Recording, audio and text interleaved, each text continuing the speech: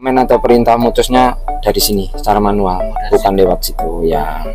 Kita langsung untuk Kalau yang aslinya itu otomatis berarti? Otomatis. Ini kan ada semacam ECU-nya, ada semacam modulnya pakai elektrik.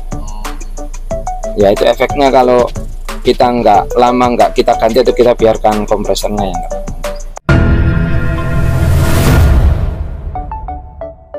Nah itu mempengaruhi untuk cut off-nya ya? Ya mengaruhi dari sini. Kalau kita maksimalkan ke sini, Ya. nah dia kalau normal dia lama, mutusnya lama, kembalinya pun lama. Nah ini sesuai dengan seperti trim pot ini. Nah kalau kita kurangi dia cut off dan on-nya manipulate lebih cepat kalau kita kurangi. Tapi kalau kita putar ke maksimal, jadi dia lebih lama. Lebih lama untuk mutus dan kembalinya gitu. Yeah. Berarti solusinya kalau antara malam dan siang juga harus pengaruh ya di setting, termasuk panas tubuh kita tiap berapa orang pun kan beda-beda panas tubuh seperti itu.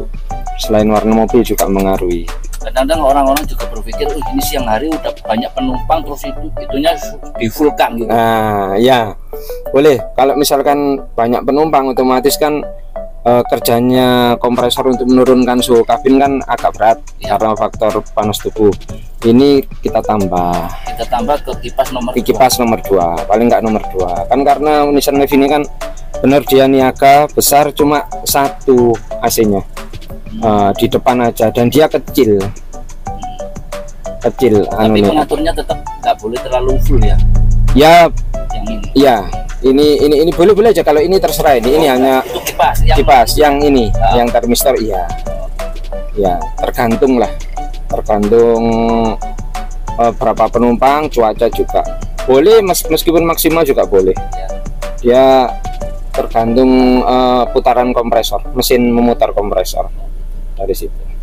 Yang kayak kejadian kemarin itu ada suara di evakuator ya, seperti bengung ya, seperti dia natap kembali blowernya itu kayak menghantam tembok kan. Kembali lagi itu karena beku. Biasanya kinerja dari termistor ini udah mulai menurun dan waktu itu kemungkinan settingnya di maksimal ini. Nah, jadi dia beku, nggak mau mutus, kerja terus kompresornya. Itu cara untuk mencairkannya seperti apa? Nah, cara mencairkannya ini kita matikan.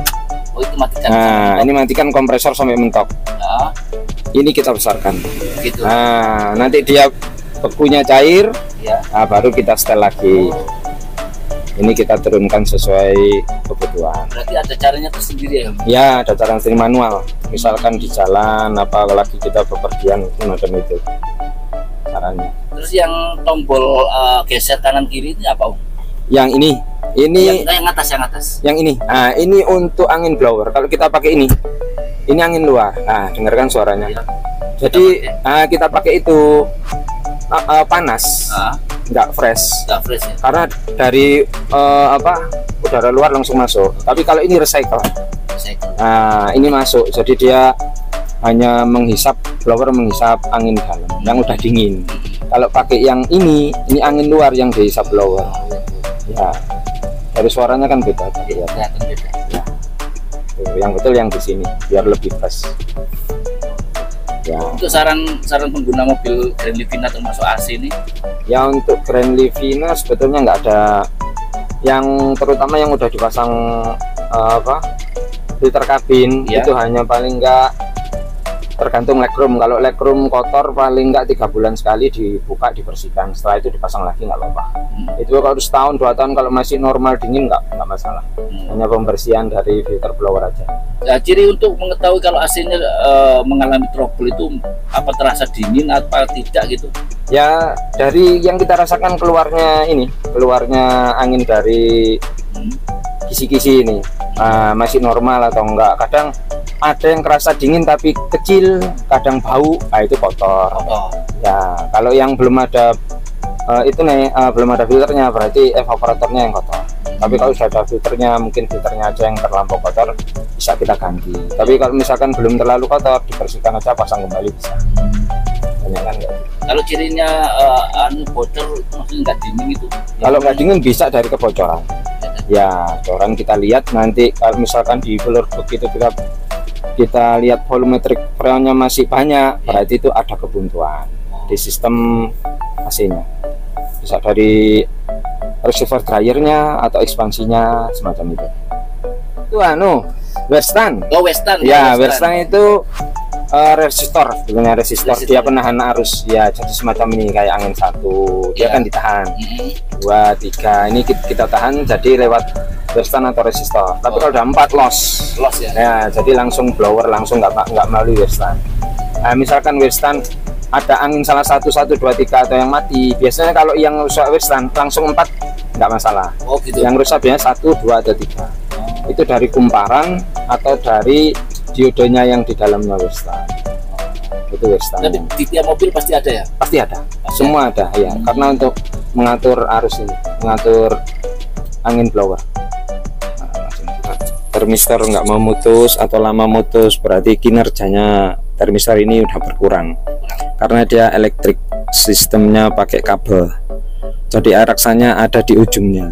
Kalau dia udah mulai terganggu, biasanya dia nggak mau mutus atau nggak mau menghubungkan arus ke magnetic lab. Jadi magnetic lab nggak kerja atau kerja terus nggak mau cut off. Ya itu penggantinya pakai ini. Ini manual. Ini yang manual. Ya, ini yang manual. Dalamnya air raksa. Pengatur apa putus sambungnya? Ya, manual. Di sini, bukan di sini lagi. Jadi di sini. Nanti kita kasih pengait biar nggak berat. Kita kasih knob. Ya itu siap. Penyebabnya cuma lemah aja ya. Lemah karena usia. Karena usia, usia faktor usia. Karena elektrik dia, sistem elektrik kerja dari termistor. Oh, ini yang manual ya? Ini yang manual. Ya, karena kan dua kabel aslinya termistor, salah satu kita putus, dihubungkan ke kakinya ini. Tapi tidak merubah covernya itu? Tidak merubah, hanya dalamnya aja. Cuma komen atau perintah mutusnya dari sini secara manual, bukan lewat situ ya. Langsung untuk manipulatnya. Yang aslinya itu otomatis berarti? Otomatis. Ini kan ada semacam ECU-nya, ada semacam modulnya, pakai elektrik. Ya itu efeknya kalau kita nggak kita ganti atau kita biarkan kompresornya yang mengaruhi kerja kompresor juga.